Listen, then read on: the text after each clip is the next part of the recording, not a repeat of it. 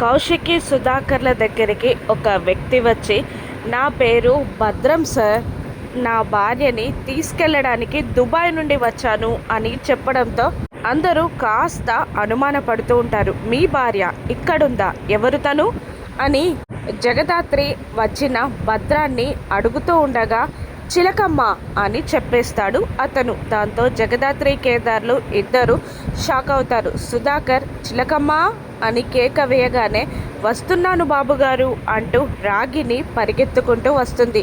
దాంతో కౌశికి, నీ భర్త పేరేంటి చిలకమ్మ అని అడిగేసరికి జగదాత్రి వైపు చూస్తుంది రాగిని. కానీ మెల్లిగా సైగలతో ఇలా చెప్తూ ఉంటుంది, దాత్రి, భద్రం అనే పేరు కాకుండా వేరే ఏదైనా పేరు చెప్పండి అని దాత్రి అంటే, భద్రం అని చెప్పమని రాగినికి అర్థమయ్యి భద్రం అనేస్తుంది.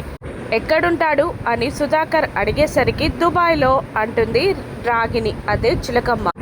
ఎందుకు నీ భర్తను వదిలిపెట్టావు అంటూ ఉండగా, దుబాయ్ నుండి రమ్మన్నాను, రానని అన్నాడు, అందుకే దూరంగా వచ్చేసాను అని అనడంతో, కరెక్ట్ అని అంటుంటాడు భద్రం. అప్పుడు జగదాత్రి, ఏంటి చిలకమ్మ, ఈ భద్రం చెప్పినట్టే నువ్వు చెప్తున్నావు అని అనేసరికి చాలా అయోమయంగా చూస్తూ ఉంటుంది చిలకమ్మ.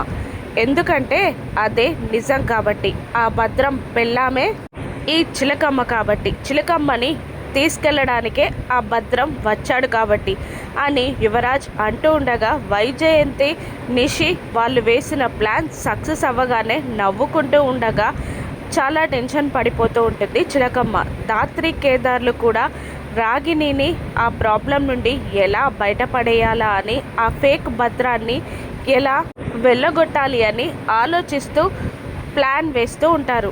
ఆ ఫేక్ పెళ్లి కొడుకుని, భద్రాన్ని ఎలా వెళ్ళగొడతారో దాత్రి వాళ్ళు రాను ఎపిసోడ్స్లో చూద్దాం. Thank you for watching.